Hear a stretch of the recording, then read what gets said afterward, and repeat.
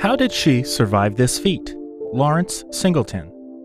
World history is filled to the brim with heists and robberies, but few people have been as relentlessly violent as Lawrence Singleton, who captured the innocent hitchhiker Mary Vincent and did so many horrifying things to her body that we're left wondering how she even survived. Welcome to our channel, and today we'll be taking a look at Lawrence Singleton and his horrifying actions across the years. Stay until the end to learn how the intrepid Mary Vincent survived, and also subscribe to our channel for more great videos like today. Without further ado, let's begin with our countdown. So, let's talk about his beginnings. Singleton was born in Tampa and used to work as a merchant seaman. When he committed his crime, it was roughly at night during September 29, 1978.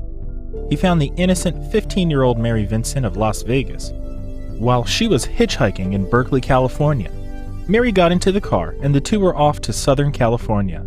Knowing just how long the trip could be, and sensing no immediate danger, Mary soon found herself falling asleep. It's not clear how long she drifted off to sleep for, but when she awoke she quickly realized that Larry was not going the route they agreed upon. He had missed an important turnoff. She got super angry, and when she noticed this red flag, screamed for Larry to turn the car around immediately. Larry claimed it to be an honest mistake and proceeded to look for a way to turn around and get back en route. Larry pulled the car over, telling poor Mary that he had to urinate. They got a chance to straighten their legs and walk around. Mary noticed that her shoelaces were undone, and she bent down to tie them. However, Larry took this chance to creep up behind her back, strike her over the head with a hammer, and then subdued her and forced her to drink something. Criminologists believe it to be an unknown type of alcohol that further numbed her. Then he drove further down to a nearby canyon and continued his attack. He tied her hands behind her back and proceeded to brutally rape her. Since he decided the girl would be able to identify him, he claimed she would need to die. He laid her on the side of the road, and brace yourself because here comes the tough part of this story. Larry took out a hatchet and began hacking away at the girl's arms. Despite being numbed by the mysterious substance she forcefully drank, we can only imagine the immense pain that poor Mary felt as this sadistic monster removed both of her arms. Remember that Mary was fully conscious while this was happening.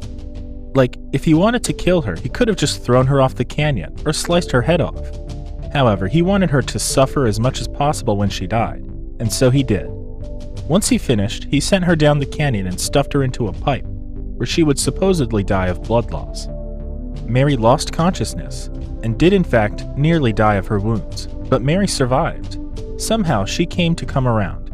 She was left nude and covered in her own blood, knowing that somehow she had to get out of this situation. Somehow, despite being in tremendous pain, and without her arms, she was able to make her way out of the ravine, and was left in and started walking down the road with her arms raised, hoping this would help save what was left of her arms.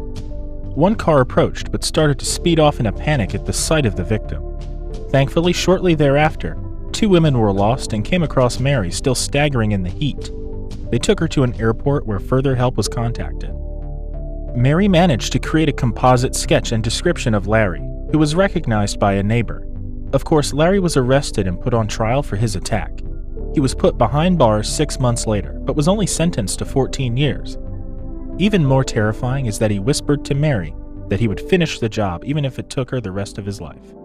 Mary would go on to win a civil judgment of $2.56 million in a civil case against Singleton, but would be unable to collect because he had nothing to his name.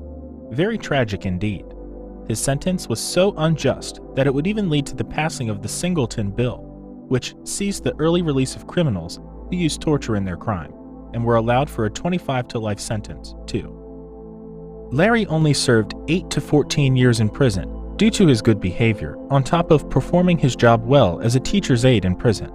Prior to being released, his psychiatrist claimed that because he was so out of touch with his hostility and anger, he remained an elevated threat to others' safety, inside and outside of prison.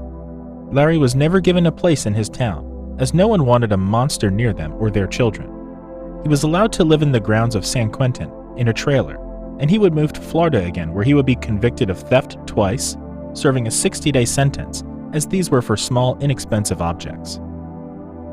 So, what's your opinion on Larry Singleton's case? Let us know in the comments below. Also, Make sure to leave us a like, share this video with your friends, and also subscribe to our channel and turn notifications on for more great videos like today. We hope you enjoyed our video, and we'll see you next time.